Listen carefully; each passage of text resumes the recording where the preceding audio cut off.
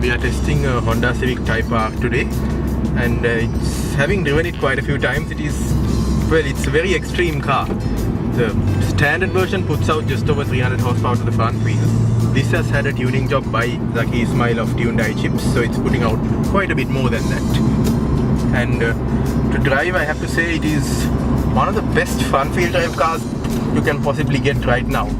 It just feels so composed. It has the correct sounds. You can hear the engine right now. And you have 3 modes.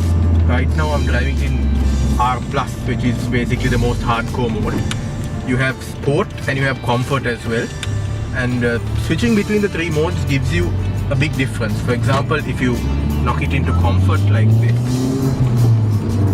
the ride becomes much smoother, the steering lightens up, and the car basically goes into a more relaxed sort of mode for when you're driving with your family. But if you downshift and slow it, you still get a bit of performance. Well, not a bit, you get a hell of a lot of performance.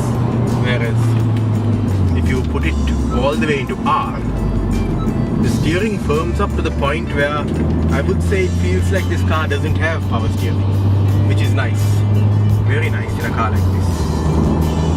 Apart from that, it's a normal family car. You get a full-size back seat, you have climate control, you have a full multimedia system, phone integration, the whole works.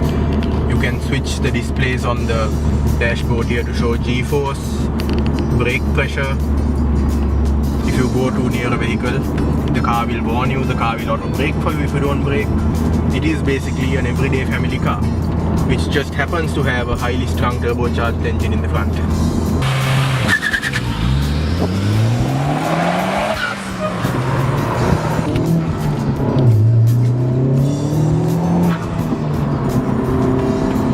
So basically what I was demonstrating there is that this car has a feature called zero torque steer, which means that no matter how hard you accelerate, the car is so clever that it will not transmit any torque steer through the steering.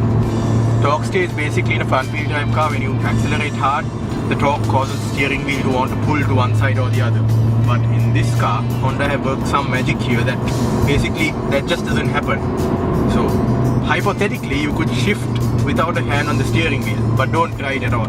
Don't try it. Disclaimer.